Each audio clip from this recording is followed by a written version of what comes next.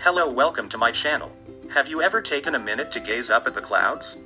You might see a dog, a dinosaur, or your data. Okay, your data isn't actually stored in a cloud in the sky, but it's easy to think so when there's so much talk about cloud computing. So how does the cloud work? The cloud is a global network of servers around the world acting as one massive hard drive. Every time you sign into your Gmail account, watch a show on Netflix, or open a file from Dropbox, you're using the cloud. Before the cloud, you might have backed up your documents, photos, or music to an external device like a CD-ROM or to your computer's hard drive.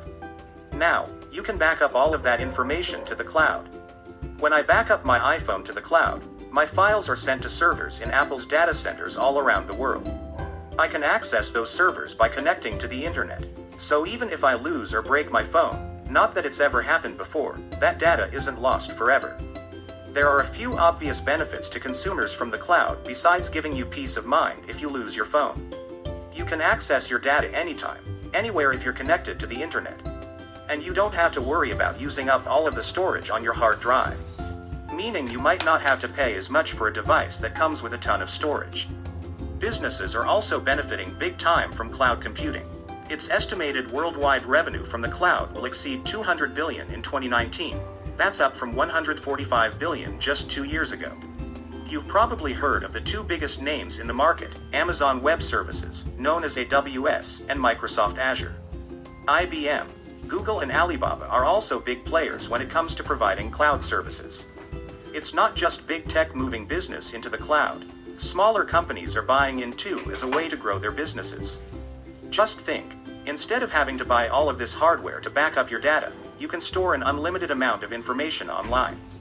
Many cloud services are based on a subscription pricing model. That means customers pay, for example, a monthly fee for cloud services, and they can scale up or down as needed. And cloud providers are cashing in. AWS accounts for roughly 12% of Amazon's quarterly sales, but it generates more than half of the company's operating income. Before we get too excited about the cloud, let's take a step back and look at some of the risks.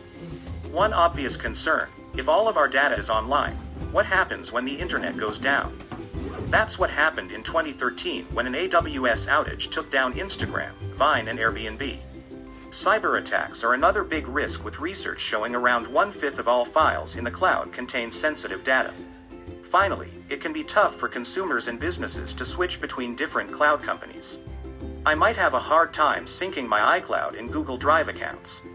That can give some big companies that are already making big money on the cloud a lot of power over our data. Thanks so much for watching. Let us know if you have any other ideas for CNBC Explains, and leave any ideas in the comments section. Be sure to check out all of our other videos over here. See you later, and don't forget to subscribe our channel.